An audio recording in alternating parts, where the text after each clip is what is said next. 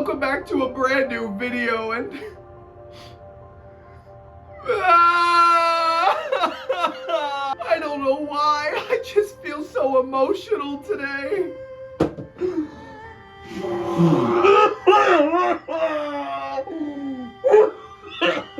It's like I can't do anything but cry today.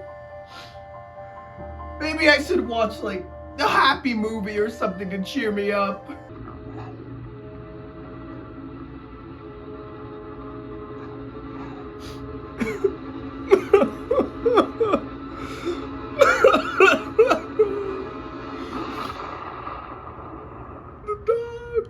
Let me ask you a question. When was the last time you had a good cry? A better question would be, when was the last time a piece of media made you cry? If you don't know, crying is the act of shedding tears from your eye ducts as a reaction to intense emotions or pain. I know you know what crying is, I just thought it'd be funny to explain it. I think the best thing art can do is make you feel emotions strong enough to make you experience a reaction like this. If art makes you mad, makes you laugh so hard you can't breathe, makes you experience relief, then I think it achieves something good. But above all, if the art is powerful enough to make you cry, then it really is something special. Movies, television, video games, and animation, they all have the ability to pull these emotions out of you. And the ones that succeed in yanking a tear from my cold, dead soul are the ones that often stick with me the most. So today, I thought it'd be fun to take a look at some of the cartoons that have made me cry. Oh, and spoilers for these shows. Now, before we begin, I propose another question for you. What was the first piece of media that ever made you cry? Now, think hard about this. Maybe it had great emotional scenes. Maybe it was saying goodbye to a cast of characters you got attached to. Maybe it was a powerful death in a story. Well, for me, it was...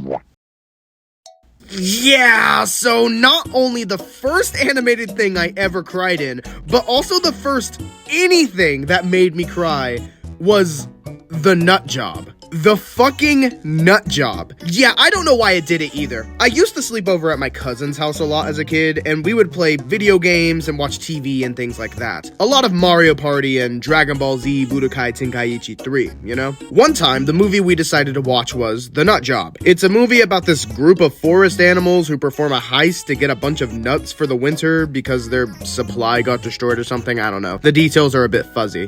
It's not a very good movie. In fact, my cousins left the room halfway through the movie because it just was not entertaining. But not me. I stayed for the whole thing. The movie does this fake out death with the main squirrel character, but unlike most where it gets undone within a couple minutes, I remember this one went on for a while. They play it up too, and I got really emotional, and all of a sudden, this fuck-ass gray rat, whose whole gimmick in the movie was that he was a silent character, finally says a line at the end. Best friend. And that is what did it for me. That is the first movie I ever cried in, and I have never lived this down. I was 11 at the time, so I don't know if this event caused a chain reaction, but for a while, I was really emotional when it came to seeing movies and TV shows. Everything was making me cry. A little while after this, I went to see Mr. Peabody and Sherman with my friend in theaters, and that shit made me cry too. I started bawling during the scene where everyone is defending the dog, saying that they're dogs too. I don't know, as someone who's adopted, this movie hit pretty close to home for me with its messages, and it just awakened something in me. I went to see Inside Out with my grandma, cried during that. Very emotional movie. I cried while seeing the second SpongeBob movie, Sponge Out of Water, in theaters for some reason. I don't even know why. The scene where SpongeBob is giving the speech to these Mad Max wannabes made me cry. My grandma was even like, dude, why are you such a baby? This hyper emotional period of my life even made me cry in movies I had already seen before. I would go back and watch Rugrats in Paris, the first SpongeBob movie, the Wild Thornberrys movie, all these movies that I have seen a million times before as a kid, and suddenly I'm crying during them. That had never happened before. It was so weird. Basically, what I'm getting at is, I'm a super emotional adult who cries at almost everything I watch, and it's all thanks to the fucking Nut Job. Since the floodgates opened up, I found that some of the most iconic episodes in animated stories that I experienced are ones that make me cry. Even if it's from a show I didn't care for or a show I barely remember, these pivotal moments stuck with me. So why don't we go over some of those? We can start with I don't know, Adventure Time, I guess. Now, I was never really into Adventure Time as a kid. In fact, I've never seen the show all the way through. Shocker, I know. I would watch it on TV when it first came out, but not every episode. It was just the hot new show at the time that everyone was into, but I was always more drawn to regular show, if anything else. I missed out on a lot of stuff in the middle of the show, like seasons 4 to 7 or something like that. Basically all the interesting stuff from what I hear. I watched Stakes, it was good, and I've been keeping up with the show since Islands. I watched every episode after that, including Distant Lands and Fiona and Cake. But going back to Islands, this is one of the only parts of the show that ever got a tear out of me. Finn saying goodbye to his mom after reuniting with her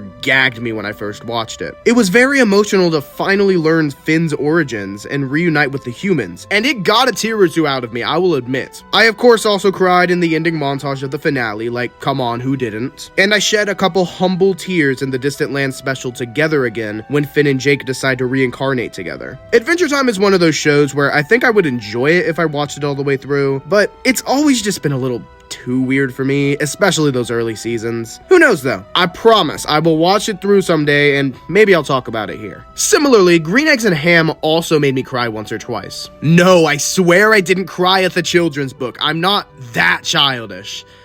I think. No, there was a Netflix show that came out a few years back. Genuinely one of the prettiest cartoons I have ever seen. And for an idea as outlandish as adapting Green Eggs and Ham into a full season of television, it has a lot of heart and the story is really good. At least for the first season. I've heard nothing but bad things about that second one. I never got around to watching it though. But there is a moment in here that did manage to make me cry. And that's when Guy and Sam I Am are in the treehouse of Guy's childhood home. And Sam opens up to him about how his mom abandoned him as a kid. This is the first time in the show where we truly get to see them as friends, and they're getting closer to each other. It's a great moment that immediately confuses our emotions since it's revealed that Sam I Am is actually a spy for someone. Whoa. I know it sounds stupid, but this show is actually really good. Watch it on Netflix if you can. Speaking of Netflix, you want to know a Netflix show that isn't as good that made me cry once? Centaur World. God, this show just confuses me, man. It's about a realistic shonen anime horse getting trapped in a super cartoony My Little Pony-esque world of centaurs and trying to get home in order to reunite with her rider and stop a war. It has high highs and insanely low lows. It's also a musical, like some of the songs are really good here, and some of them by all definitions or music. Anyways, this show made me cry once, and I'm pissed that it did because it absolutely did not deserve that tear. During the feature-length Final War episode, Ryder is stabbed in the stomach by the main bad guy. And the scene is really sad because it makes you think she's gonna die. The music is swelling, there's a nice ballad of all the main characters' songs playing over each other in the background. Seriously, some of the show's songs are insanely good, including this one. But it's emotional, it's perfect, and what do you mean she just comes back in the last 5 minutes of the episode with no explanation? I felt so cheated. Like, bro, you cannot have this insanely emotional death scene and then just undo it because you felt like it. I wish I could take that tear back. This is terrible, terrible shit. This show is too much of a trip. I need to get back to something better, like, OMG, hi, DuckTales! The 2017 reboot of DuckTales is one of the best things to come out of the last decade, and genuinely outclasses the original in every aspect. The characters are great, each season's story is awesome, and it has some really good emotional stuff here too. The show does a really good job of getting you attached to this duck family, so whenever there's conflict with them, you really feel it. Season 1 of the show involves the Duck Boys, Huey, Dewey, and Louie, trying to solve the mystery of their mom's disappearance, and it all culminates in them finding out the truth. She's lost in space because Scrooge McDuck was irresponsible. They lash out at him and the family essentially breaks up because of this. But at the end of the episode, when Scrooge is alone in his mansion, it's revealed that he was willing to give up everything to find their mom in space. And he was sent into a state of manic depression for the past decade because of this, and he almost went bankrupt. It's a somber ending. There's no jokes here, and you feel the weight of this decision hard. Needless to say, it got a tear out of me. Season 2's episode that follows this up also got me. Whatever happened to Della Duck answers that very question, and shows what she's been up to for the past decade stuck on the moon. The song she sings at the end of this episode made me cry. It's a rendition of of the moon theme from the NES DuckTales game, and Della's voice actress gives a really good performance here. It's not Broadway singing, it's just a mom, emotional and choking up in the singing a song that she wrote for her kids that she never got to sing for them in person. She missed over 10 years of their lives, and it's just so it's so good! I think the last time the show got a tear out of me would be in its finale. As controversial as it was, The Last Adventure is one of the best finales in my eyes. This feature-length romp has a lot to wrap up in such little time, and one of the things it needs to wrap up is Webby's origins, which it also introduced in the same episode. Isn't that crazy? It turns out Webby was artificially made from Scrooge's DNA, which kind of makes her his daughter. I don't know, it's really weird. But it got a tear out of me when they reunited after the revelation, and all they say to each other is, Dad. Oh, Webby, darling. and then the whole Duck family that you've gotten to know over the course of the show comes in for the group hug, and then the credits shows every character flying through the sky, and it's just, it's so good. So good. DuckTales is great. The whole thing is out there on streaming. It's funny, it's adventurous, it's emotional. If you haven't watched it, check it out now. Similarly, Hey Arnold also made me cry once in a parent-related episode. Parents' Day is the first episode to tease the idea of Arnold's parents and what happened to them. It's emotional for our main character, as characters like Big Bob chastise him for being an orphan, so learning his origins is really sweet. The final montage at the end is what gets me, with Jim Lang's excellent piano ballad filling my ears. Then you have The Amazing World of Gumball, and despite how batshit insane the show is, it also managed to make me tear up in a couple episodes. Despite it going all in on being a comedy, the show knows how to handle emotional moments well. The Choices, an episode going over how Richard and Nicole met, kills me every time, with the montage of their love life at the end, with each of the kids being born. Similarly, The Origins, a two-parter showing how Darwin joined the family, gets insane once he and Gumball reunite in part 2, with the music swelling and the visuals getting really pretty. This show knows how to tug at your heartstrings, even with other episodes like The Shell and The Rerun. It's good stuff. Okay, but enough about parent-related crying. Let's take a look at another show that made me cry on more than one occasion, like My Hero Academia. My Hero is a unique show, and I knew I was hooked from the beginning. Wanna know why? Because I cried in the second episode. Episodes 1 and 2 of the show adapt the first chapter of the manga, and throughout the whole thing, Deku is constantly berated by everyone around him, being told he can't be the one thing he wants to be most. A hero. Even his own mother gives up on him. But that scene at the end, when he's finally told that he can be a hero, I cried when I first watched that. The setup was perfect. You as an audience member can't help but sympathize with Midoriya because it really seems like the universe is just against him. But him getting that validation once is enough to pull those emotions out of you. It's insane that this show was able to do that in the first chapter. Genuinely one of the best introductions to a series I've ever seen. There are other big moments in the show that made me cry, like All Might's final fight in Camino Ward. I recently rewatched the whole show to prepare for the manga's final chapter, and for some reason, this moment on rewatch made me cry. Maybe it's because I knew that it was his last fight, so the emotions got the better of me. I don't know. Deku vs. Bakugo round 2 also similarly got me this time around. Lots of emotions around here. Let's see. Then we got Sir Night-Eye dying in the ER. That's pretty emotional. I also start bawling during the Hero 2 sequence when Eri smiles for the first time. That gets me. And I think the last moments that got me would be Deku fighting Class A, Bakugo's apology, and Uraraka's speech at UA. The anime adapted this part of the story really well, and the dub cast especially gives it their all. Such a generational run in the show, and good if you need to let out some eye water. I'm running out of ways to say I cried at this part. What do? Let's see. You want to know a funny story involving my crocodile tears? So, Pokemon recently wrapped up its run with Ash Ketchum in the anime. And by recently, I mean 2 years ago. Where did the time go? Want to know something even crazier? I hate Pokemon. I cried when I saw this clip on Twitter. Yeah, I'm not a fan of it. Everything about this franchise is just the same thing over and over again to me. The anime is the same thing in every episode. The games follow the same format. There are more Pikachu-looking little guys than I can count. But Nevertheless, I did watch the early days of the Pokemon anime all the time as a kid. We had a couple movies on DVD that I'd watch, and my sister and brother were really into it, so I've been exposed to Ash and his friends. I'm even attached to him. He's a pretty swell guy, I guess. So seeing him finally become the world champion after 25 years of the same shit over and over and over again made me feel emotions I never thought I had for this franchise. It was some good shit here. I loved it when every single Pokemon Ash ever caught in the anime came through in the spirit realm to support Pikachu.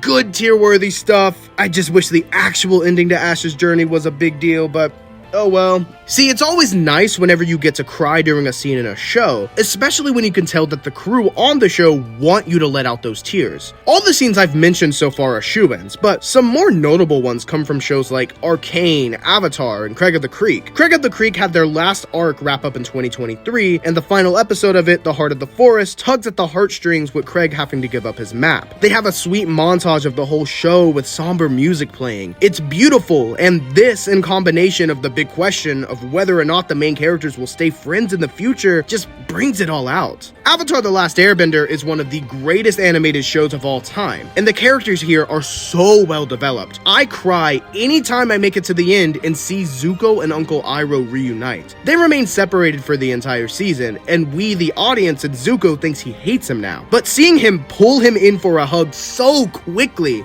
it's just ugh! Arcane is another one of those masterpieces, and episode 3 of the show is genuinely one of the biggest tone changers I have ever seen. Seeing nearly every character we've gotten to know die in such a brutal way, with only Vi and Powder at the end, is one thing, but them fighting and being separated is a whole other can of worms. It's good tear-jerking shit, man. The final scene of Arcane Season 1 is also huge, and the show does a great job with its visuals and score of pushing these emotions. I haven't seen Season 2 yet, but I'm sure there's more moments like this in there, and I'm very excited to check it out. However, I do think it's almost comical whenever a show tries to get you to cry, but fails. Pretty miserably, too. You want to know one show that does this? A lot? Hey! Okay, so The Owl House is a pretty cool show, I will admit. However, the series has a lot of flaws in my eyes and has a hard time with emotional moments. People like to hype up the episode Hollow Mind as this huge emotional game changer for the show, one that dissects the characters and one that shakes the audience to the core. But the twist of Hunter being a clone is alright. It's one that's either super obvious to anyone paying attention, or one that comes completely out of nowhere if you're not chronically online. But it does make for good drama.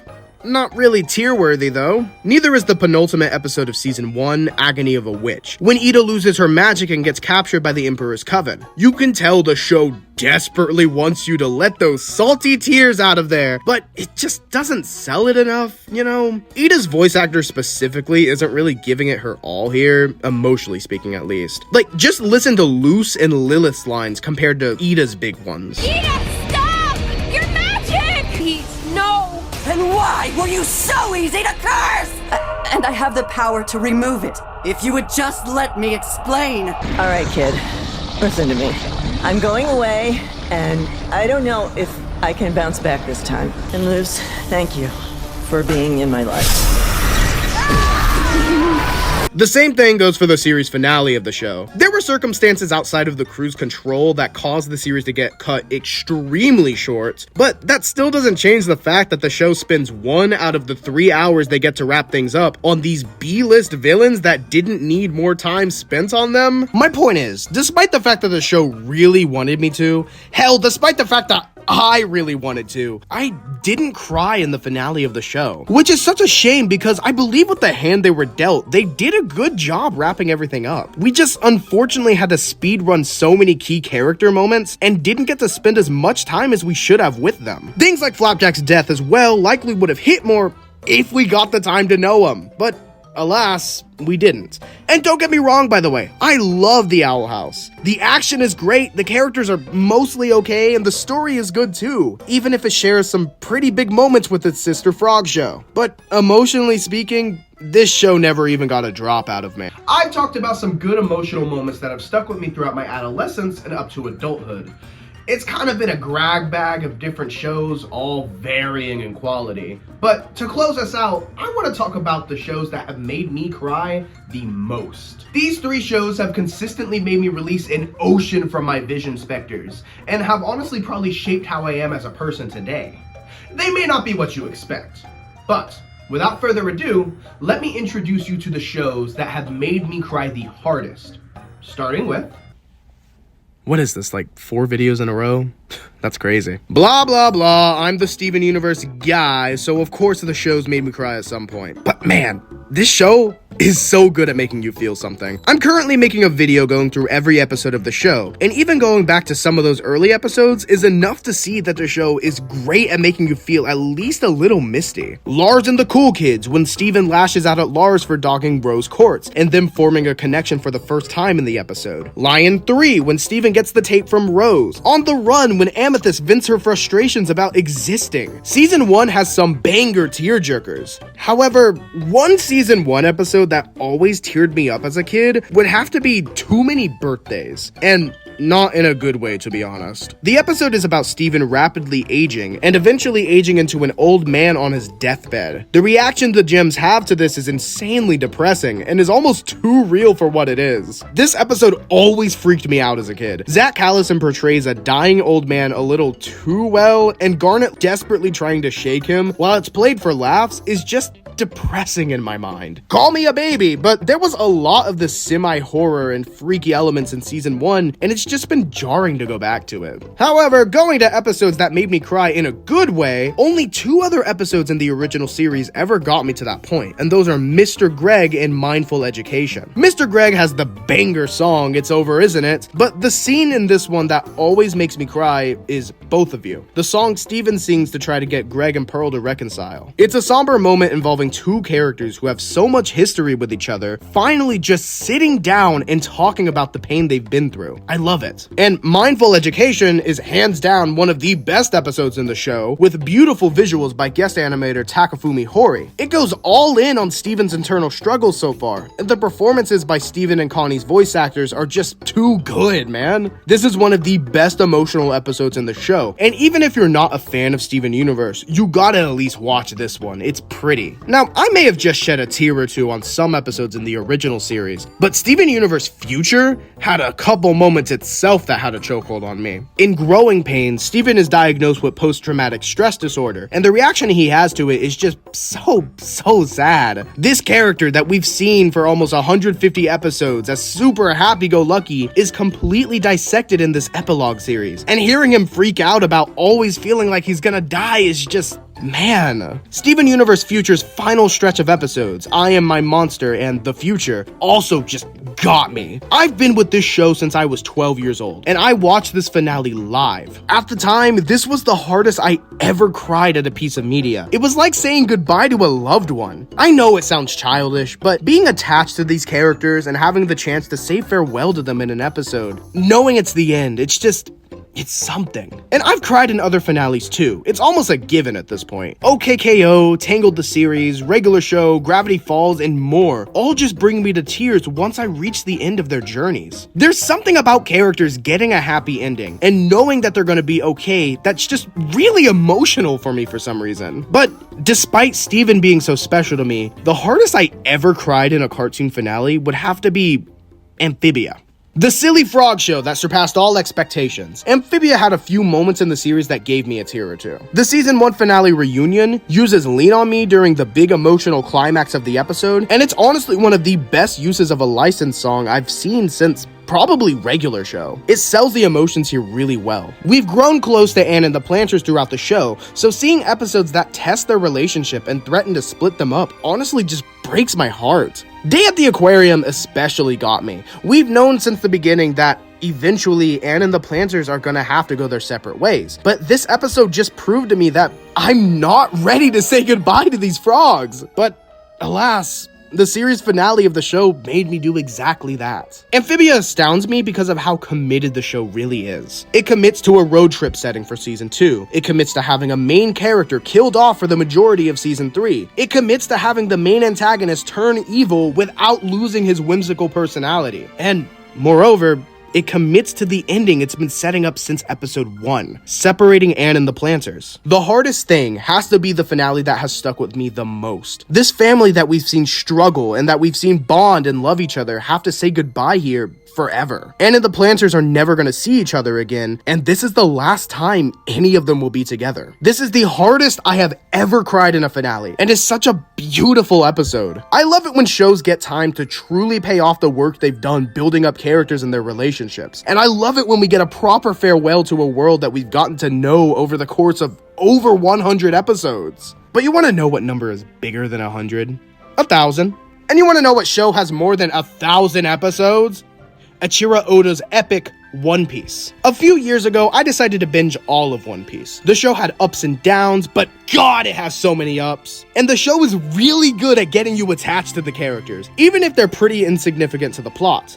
What do you mean this show has me crying over a dog that only shows up for like an episode or two in the first 10 episodes? That's crazy. One Piece has too many moments to count that have made me cry. The Usopp Pirates disbanding, the end of Arlong Park, Vivi's farewell in Alabasta, Sanji versus Luffy, the end of Wano, the end of Whole Cake. So much good stuff. But the hardest this show has ever made me cry has to be during the generational run that is Water 7 and Enies Lobby. This set of arcs is an emotional roller coaster. You have Usopp leaving the crew and fighting Luffy. You have Robin's terrifying backstory and declaring that she does want to live. The fights are good, the story's good. This is the best saga in the entire series. But the ending of this arc is what made me cry harder than I think anything, and that's the death of the Going Merry. I cried this hard over a pirate ship. That's what this show does to you. When the ship started